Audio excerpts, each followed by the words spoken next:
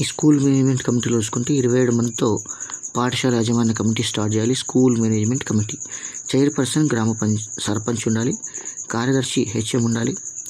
BC SC ST minority వర్గాలకు చెందిన వాళ్ళు దాదాపు 4 ఉండాలి. మొత్తం 16 మంది ఉండాలి. ఓకేనా. సో తక్కువ మార్కులు వచ్చే పిల్లల పేరెంట్స్ 4, అధిక మార్కులు వచ్చే పిల్లల పేరెంట్స్ 4 ఉండాలి. సెక్షన్ 22 చూసుకుంటే బడి అభివృద్ధి ప్రణాళిక. సెక్షన్ 23 చూసుకుంటే ఉపాధ్యాయుని అర్హతలు. సెక్షన్ 24 ఉపాధ్యాయ నియమావళి.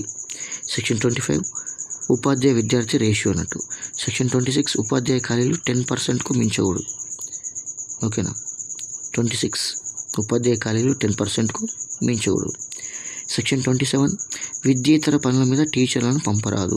27 సెక్షన్ 28 ప్రకారంగా ప్రైవేటు ట్యూషన్స్ చెప్పకూడదు. ఎవరు? గవర్నమెంట్ టీచర్స్ ఈ సెక్షన్ 28 ప్రకారంగా ప్రైవేట్ ట్యూషన్స్ చెప్పకూడదు. సెక్షన్ 29 పాఠ్య ప్రణాళిక మూల్యాంకన విధానాలు గురించి చెప్తుంది అన్నట్టు. సెక్షన్ 30 ప్రాథమిక పరీక్ష పూర్తయ్యేంత వరకు ఎట్టి బోర్డు పరీక్షలు కూడా ఉండకూడదు.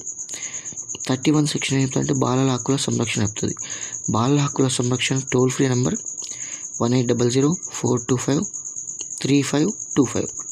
సెక్షన్ 32 మనకి ఇక్కడ బాలల ఫిర్యాదుల గురించి చెప్తుంది. సెక్షన్ 33 నుంచి 38 వరకు ఆదేశాలు, గవర్నమెంట్ ఆదేశాలు చెప్తుంది. ఓకేనా. సో ఇది మనకి ఒక బ్రీఫ్ విద్యా హక్కు చట్టం యొక్క రివ్యూ. వీడియో నచ్చితే సబ్స్క్రైబ్ చేయండి, వీలైనంతమందికి షేర్ చేయండి.